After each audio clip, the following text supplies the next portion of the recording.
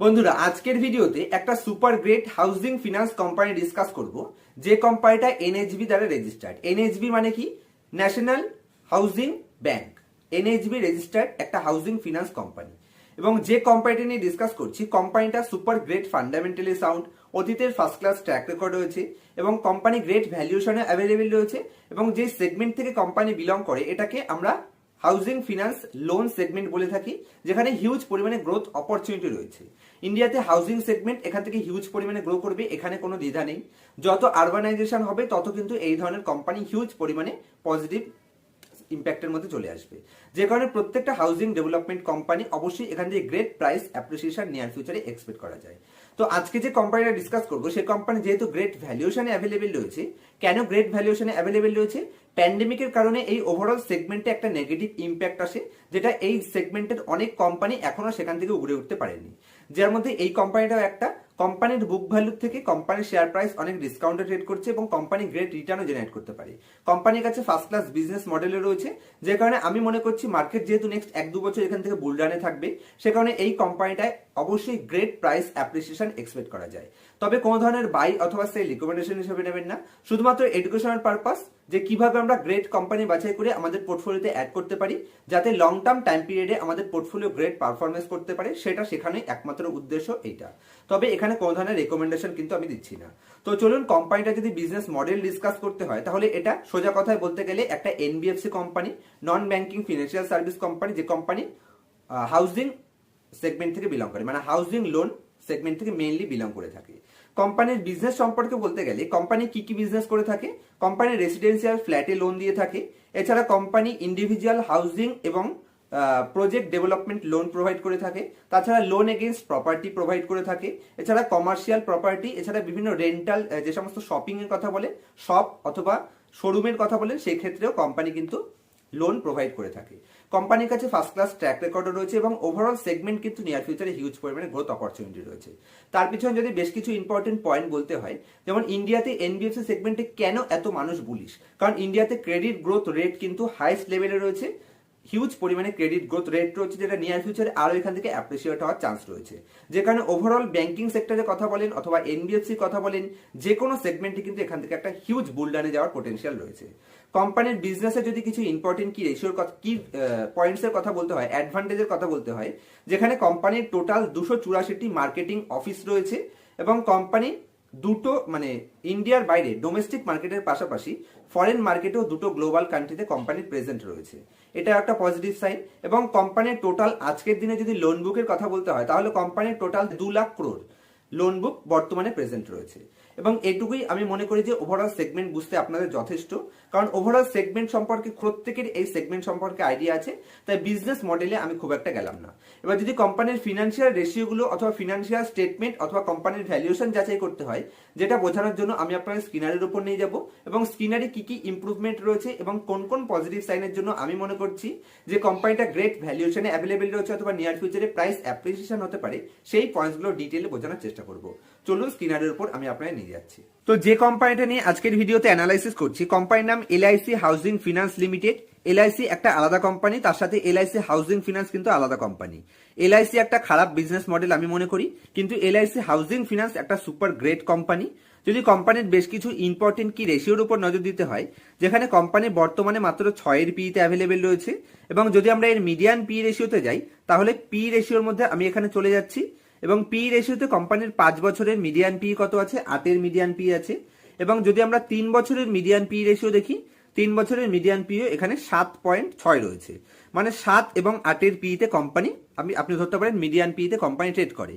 সেখানে company median P থেকেও কিন্তু এখানে ডিসকাউন্ট প্রাইসে অ্যাভেলেবেল রয়েছে। এবং মার্কেট যখন বুলডানে যায় তখন কিরকম পি ডিমান্ড করে সেটা তো নিশ্চয়ই আপনাদের যথেষ্ট আইডিয়া রয়েছে। কারণ মিডিয়ান পি কিন্তু আমরা অলমোস্ট লোয়ার লেভেল হিসেবে কনসিডার করতে পারি, অ্যাভারেজ পি হিসেবে কনসিডার করতে পারি। তো যদি কোম্পানির এখানে ভ্যালুয়েশন দেখতে হয়, তাহলে পি রেশিও অনুযায়ী কোম্পানি গ্রেট ভ্যালুয়েশনে রয়েছে।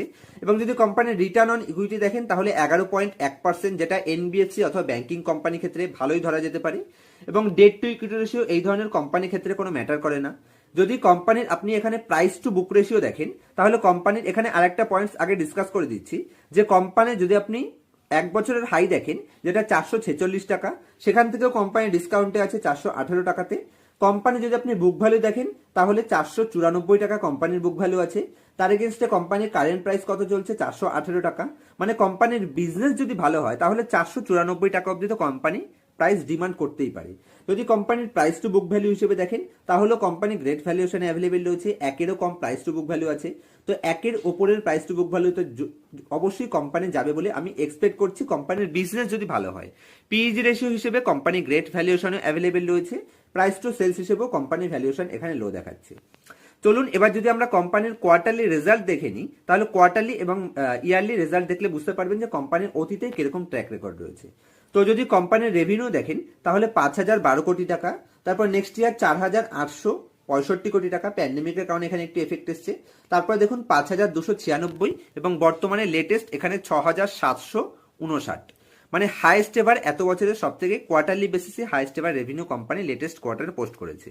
যদি আপনি কোম্পানির এখানে নেট প্রফিটে চলে আসেন তাহলে 824 কোটি টাকা, সেখান থেকে প্যান্ডেমিকের কারণে এফেক্ট পড়লো 251 কোটি টাকা, এই 151 কোটি, তারপর বেড়ে হলো 926 কোটি, বর্তমানে 1319 কোটি। হিউজ পরিমাণে ইম্প্যাক্ট, মাত্র 824 কোটি টাকা থেকে এটা 1319 কোটি, মানে অলমোস্ট ডবলের কাছাকাছি চলে গেছে। যদি আপনি ইপিএস গ্রোথ দেখেন তাহলে 15-র ইপিএস থেকে গ্রোথ করে কোম্পানি এখানে 24-এর ইপিএস এর কাছাকাছি পৌঁছে গেছে।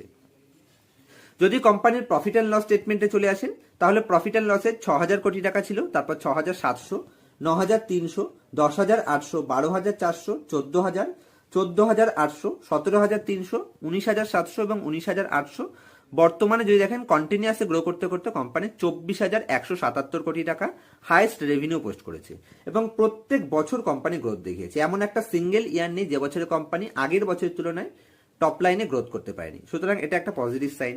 যদি এবার কোম্পানির আমরা নেট প্রফিটে চলে আসি তাহলে নেট প্রফিট দেখুন 920 কোটি, 1048, 1300, 1396, 1600, 1900, 2000, 2400, 2400, 2700 এবং বর্তমানে যদি আপনি দেখেন তাহলে হাইয়েস্ট 3284 কোটি টাকা কোম্পানি নেট প্রফিট পোস্ট করেছে।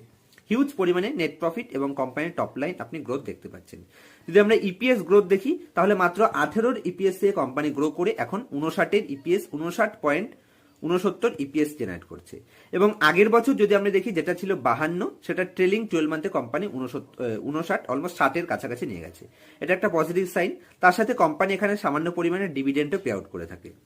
কোম্পানি যদি আপনি কম্পাউন্ডেড সেলস গ্রোথ দেখেন যেটা এবছর হাইয়েস্ট লেভেলে রয়েছে, কম্পাউন্ডেড প্রফিট গ্রোথ অ্যাভারেজ রয়েছে, স্টক প্রাইস সিএজিআর যদি আপনি দেখেন তাহলে লাস্ট এক বছরে মাত্র 5% রিটার্ন দিয়েছে, সুতরাং ফিউচারে অবশ্যই গ্রেট প্রাইস অ্যাপ্রিসিয়েশন এক্সপেক্ট করা যায়।